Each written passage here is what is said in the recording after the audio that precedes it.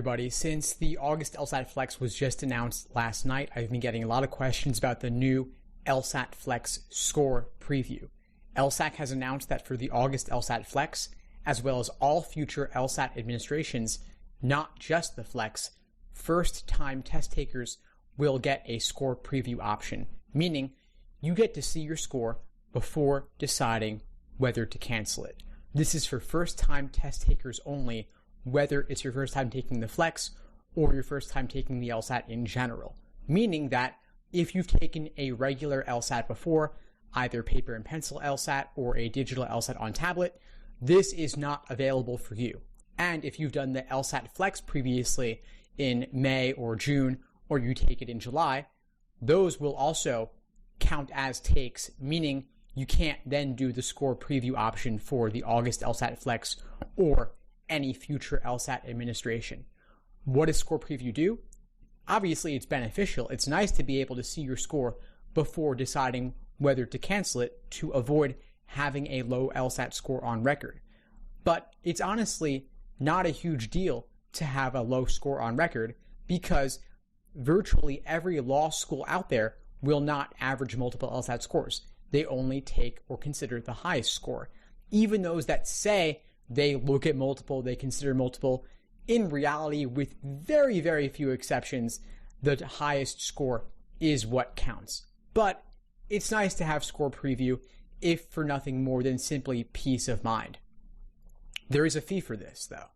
It is $45 to get score preview if you decide to do so before the first day of a particular LSAT administration. So, for example, if you're taking the August LSAT Flex, that's being administered primarily on Saturday, Sunday, and Monday of that week, you've got to decide by Friday if you want to do score preview in order to be able to do it for only, quote unquote, only $45. And if you wait until afterwards, you then pay $75 and you have to buy at a particular point. There's a certain window by which you have to opt for that. And that was basically after the last day of testing for that administration through about a week prior to score release. So in the case of the August LSAT Flex, you've got to choose score preview by September 12th.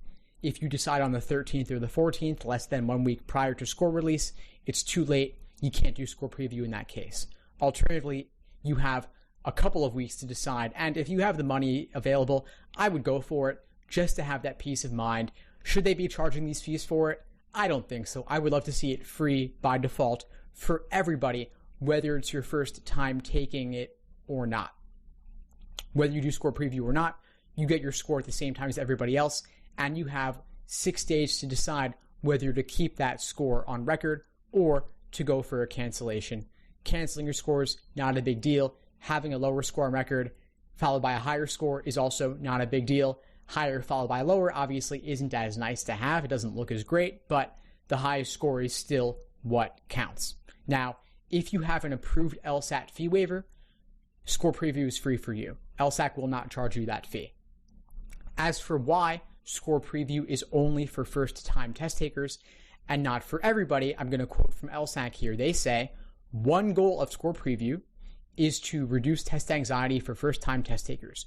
We want to avoid score shopping, where candidates use score preview to test repeatedly in an effort to hit a higher score. So they want to reduce test anxiety, and that's nice to do for first-time test takers. I would say, why not do it for everybody? As for score shopping, where people would test repeatedly to get a higher score, why not? People retake all the time, and they want to get higher scores. That's the name of the game. And if you're letting them do it 3 times in a year, 5 times in 5 years, 7 times for life, as are the LSAT retake limits, you understand that retaking the LSAT is beneficial. People do it to get a higher score. So why not use score preview and add that into the mix? It's not a huge deal to me, at least in my view. And these retake limits in general, the score preview limit to discourage retaking, that doesn't serve candidates, that serves LSAC. Part of the reason they have these new retake limits is because they keep reusing the same old test forms and they want to minimize the chances of somebody encountering the same test form twice. And obviously with the LSAT being offered more frequently than ever before, back in the day it was only 4 times a year, now it's nearly every month. Of course, more retakes means more digging into the past to get those old test forms out. But that's not the candidate's problem. That's not the applicant's fault. If you're reusing test forms, of course, people might run into the same questions again. You've got to use some creative manipulation to minimize the odds of that happening. But in my view, let people retake. Let them get those higher scores, especially since a lot of the people who took it cold without any prep were doing so simply on bad advice from a pre-law advisor or somebody with outdated information. So I would say don't penalize test takers for not knowing everything going in. Some people take the LSAT without prepping properly or without prepping at all due to improper notions about what's involved in this. So I wouldn't penalize them. Let them retake it. Let them use score preview as much as they need. If it helps reduce anxiety, why not? Make it better for everybody. I've also been getting some questions about the writing sample because now, starting with the August LSAT, LSAC is requiring you to do the LSAT writing before they will release your score either to you or to the law schools. So you've got to do the writing sample prior. They are now opening up LSAT writing 8 days prior to the LSAT to give you plenty of time to do it. So you could do it 8 days prior, you could do it the day before the LSAT, you could do it a week later, a day later, but don't wait too long because they will not release your score, which is released typically 2 to 3 weeks later, until you've actually done the writing sample. Now, I've reached out to LSAC to ask them, can you do it the night before score release? Can you do it at 2 a.m. of the score release? Scores are released about 9 a.m. Eastern time. So I'm asking them, could you do it 2 a.m. the night before? Could you do it an hour before, 2 hours before? I wouldn't recommend this certainly, but I know some people will forget or will save it to the last possible minute. Don't let that be you. Don't let it be an issue where they haven't unlocked your score and you're waiting for it because you waited to the last second to do the writing sample. I would say maybe do it a week before the actual LSAT just to take a break, or wait a day or two to cool off, relax, take it easy, and then do it. But don't delay, mark your calendar, get it done. I will update everybody when I hear more from LSAC about the writing sample timeline and when exactly you need to do it by to avoid a delay.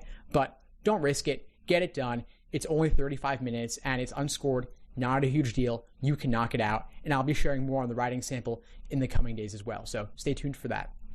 Thanks for tuning into the show. Please subscribe if you haven't done so already to be notified of new episodes as I release them.